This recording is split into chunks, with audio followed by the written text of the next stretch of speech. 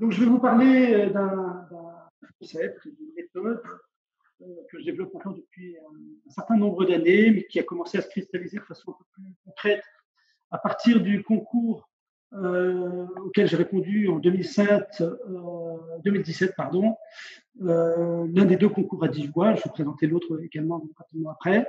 Donc ça, c'était un concours pour Paris-Rive-Gauche. C'est un projet que j'ai pas gagné. C'était donc un bâtiment de 50 mètres de haut et j'étais parti sur l'idée de réaliser un bâtiment entièrement en bois, c'est-à-dire avec cage d'ascenseur, cage d'escalier en bois.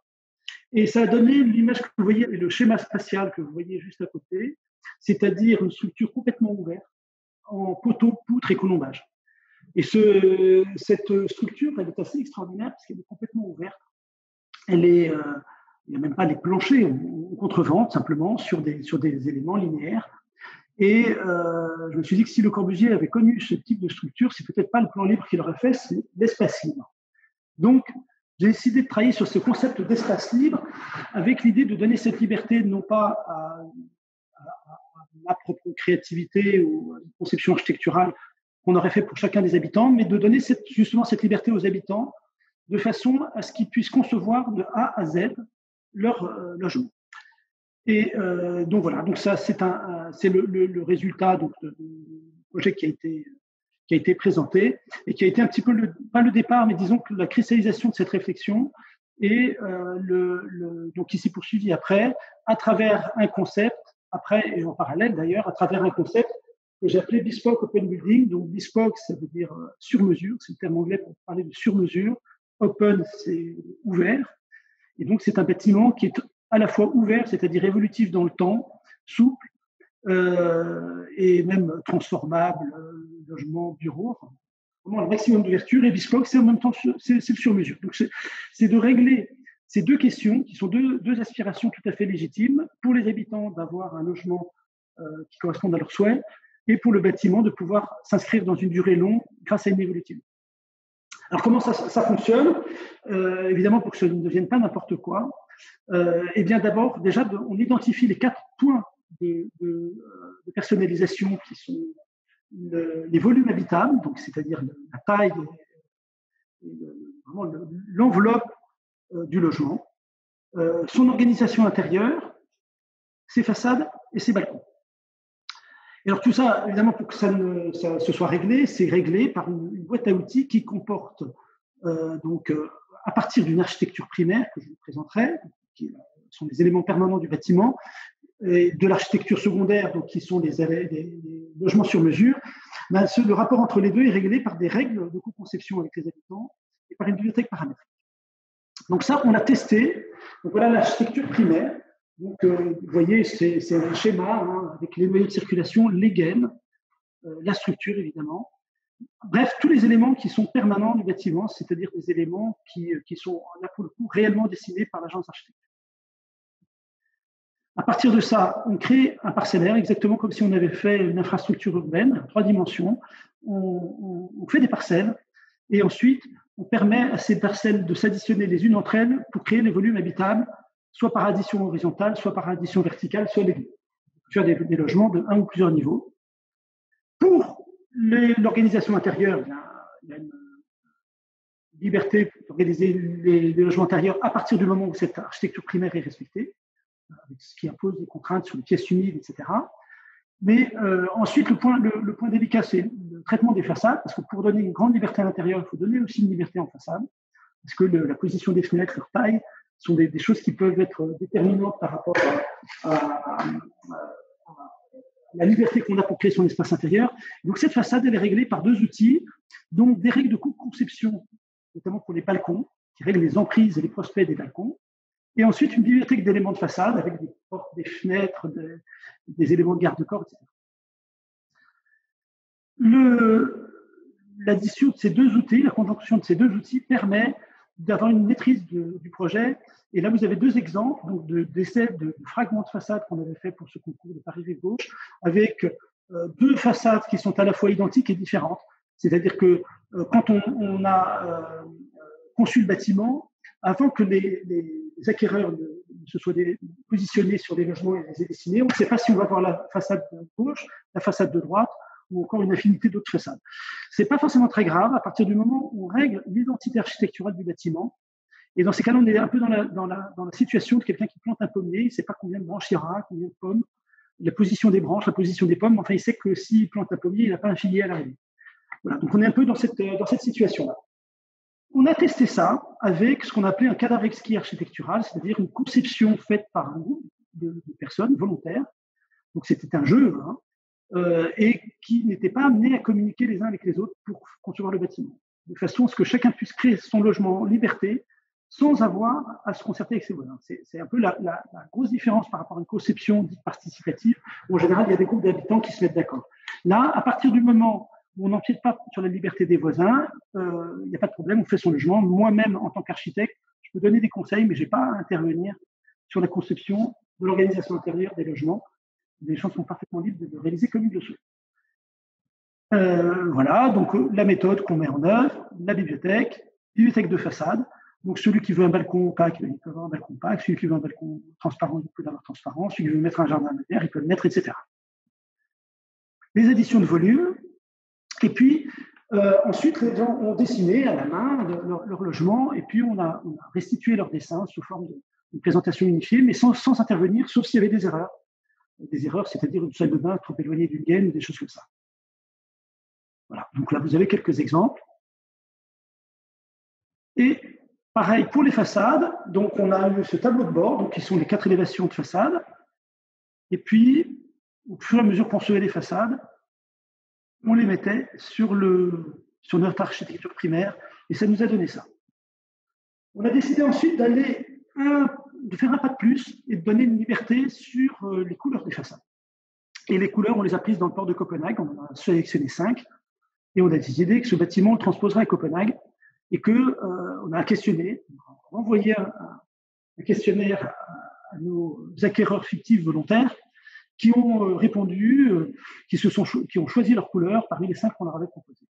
On avait fait évidemment un test en agence et ensuite on voit qu'il y a un écart avec le choix des acquéreurs, mais que l'esprit reste le même. Ça nous a donné ça. Donc ça, c'était l'expérience. En parallèle de ça, nous avons travaillé sur un autre concours à Divois, autre concours pour lequel nous avons été lauréats et Grand Prix national. Et cela, je l'ai fait réaliser avec l'agence SATI et les bureaux d'études de l'Est, auxquels s'est adjoint le bureau d'études EGIS. Et pour l'agencement, nous avons travaillé avec ASAP et Insight. Voilà. Nous avions également comme acousticien Aïda, toujours d'ailleurs dans l'équipe. C'est une version plus réglée, puisque nous sommes 2 agences d'architecture. Donc c'est un vrai dialogue entre 2 agences, donc l'agence SATI et mon agence, pour réaliser ce bâtiment, qui est en ventilation naturelle également. Et nous avons fonctionné à partir d'une bande technique, d'une bande humide, de part et d'autre desquelles se sont disposés des plateaux libres que les acquéreurs, là pour le coup, auraient pu organiser ou pourraient organiser comme ils le souhaitent. Là-dessus, nous avons donné également des libertés à travers des éléments mobiles sur les balcons, de customisation des balcons. Et enfin, ça c'est une fiche que nous avons jointe au dossier de permis de construire qui nous a été attribué sans aucune difficulté, où nous avons donné, ce que vous pouvez voir, c'est qu'il y a une version de base, de balcons qui sont déjà très grands, hein, des balcons de 11 mètres carrés en base, mais il y en a déjà 3 qui sont proposés. Et ensuite, sous forme d'options, les acquéreurs peuvent passer soit 14,2, 15, voire même 18 mètres carrés. Donc, ils ont ce choix-là parmi un catalogue de balcons. Donc, c'est une méthode un petit peu différente de celle des règles, puisque là, nous présélectionnons des balcons. Enfin, ça fait quand même 11 balcons déjà pour un logement d'angle. Donc, ça représente quand même un certain choix. Voilà le projet tel qu'il est actuellement. Autre projet qui est, lui, une transposition directe du cadavre exquis architectural que je vous ai présenté. Nous avons eu une commande du promoteur Quartus pour réaliser une opération de logement en bois à Florac, à côté de Bordeaux, en reprenant exactement, avec quelques petites différences, la méthode et la bibliothèque d'éléments que nous avions sur le cadavre exquis architectural, mais dans un contexte tout à fait différent. C'est pas une tour, c'est un bâtiment de 3 étages, plus petit, dans une opération d'ailleurs plus large, puisque nous avons réalisé d'autres bâtiments. Enfin, nous sommes en train de réaliser, puisque cette opération est actuellement en chantier. Donc là, vous avez le plan masse, il est marqué 26 logements, mais en réalité, on n'en savait rien du tout, puisque nous avons déposé le permis de construire sur un programme de promoteur, et qu'ensuite, nous avons mis, pendant l'instruction du permis de construire, les logements à la vente. Enfin, nous, quand je dis nous, c'est Quartus, mais nous, pour aider à la co-conception des logements, et que nous en avons 24 à l'arrivée, ce qui veut dire que les gens ont pris des logements un peu plus grands. Pris des logements un peu plus grands que ceux du programme de promoteur. Voilà l'architecture primaire. Voici des lots qu'on additionne, donc là en vertical et horizontal. On peut les additionner également en oblique, comme ça. Et voici donc le parcellaire que nous avons, les lots que nous pouvons additionner. Et quand nous faisons nous donnons ce parcellaire, finalement, vous avez ici une représentation de l'ensemble des volumes possibles sur un niveau. Je ne parle pas des duplex et des triplex, et nous en avons simplement 46 qui sont possibles en simplex. Donc, c'est-à-dire, on a 2 cages d'escalier, donc on s'intéresse à une cage d'escalier. Et dans ces 46, nous avons supprimé tous les logements biscornus, bizarroïdes, mono-orientés nord, etc. Nous sommes partis uniquement de volumes de logements qu'on pourrait retrouver dans la promotion classique. Si on a fait le calcul, on n'a pas dessiné tous les duplex, mais on a fait le calcul des duplex, on en a quand même 1673. Et alors, si on va jusqu'au triplex, les triplex, ça dépend, les gens ne comprennent pas trop, enfin, on a imaginé qu'il pouvait y avoir des triplex, ça faisait 60 000 triplex possibles. Si on prend les combinaisons de logements, c'est-à-dire la manière d'associer un ensemble de logements sur les paliers, nous avons entre 1 et 4 logements, et nous avons 62 combinaisons qui sont possibles. Mais si nous passons toujours en simplex, et qu'on multiplie ces possibilités de combinaison à l'échelle du bâtiment, nous avons 238 000 possibilités d'organisation de volume de logement. Alors, vous imaginez si on met là-dedans, alors évidemment, comme on a 2 cages d'escalier, ça nous fait 56 milliards, mais ce chiffre n'est pas très significatif. Il chute d'ailleurs dès qu'il y a un logement qui est acquis, tout de suite le chiffre va commencer à chuter. Si nous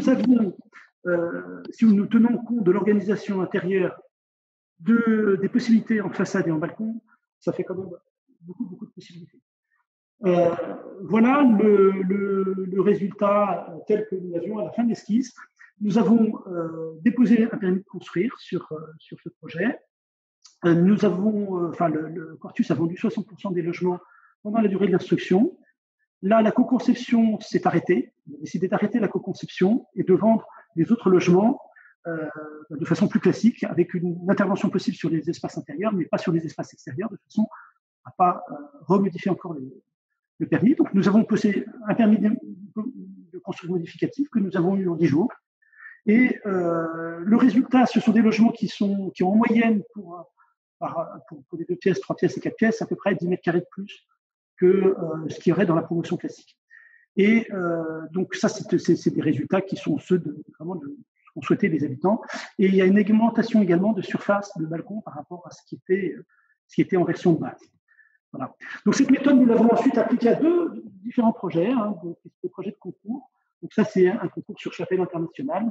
Donc voilà, que nous avons perdu, enfin nous avons pu le remplir avec. Là, c'est plus vraiment les balcons qui vont exprimer l'université, mais c'est plutôt des loggias. On est sur une architecture plus réglée. Toutes les fenêtres sont sur des modules de 90, donc on est sur quelque chose d'assez différent. Ça, c'est un autre concours que nous avons rendu donc sur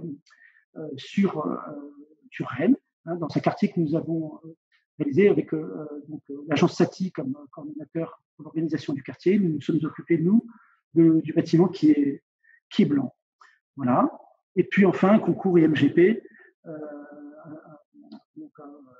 inventant la métropole du Grand Paris. Donc là, c'était avec Eiffage Aménagement. Nous avons testé également les possibilités de cette méthode. Voilà. Donc tout ça, ça donnait, le cadre architectural et la méthode a donné lieu à la rédaction et à la publication d'un livre il y a déjà 2 ans. Et là, aujourd'hui, nous sommes en développement de ce concept à travers donc une startup que j'ai co-créée, qui a donné d'ailleurs, qui s'est séparée en 2 startups. Donc celle que je développe aujourd'hui, qui s'appelle Bob Factory et qui va être tout à fait dédiée à l'accompagnement et au développement de ce concept de bespoke open.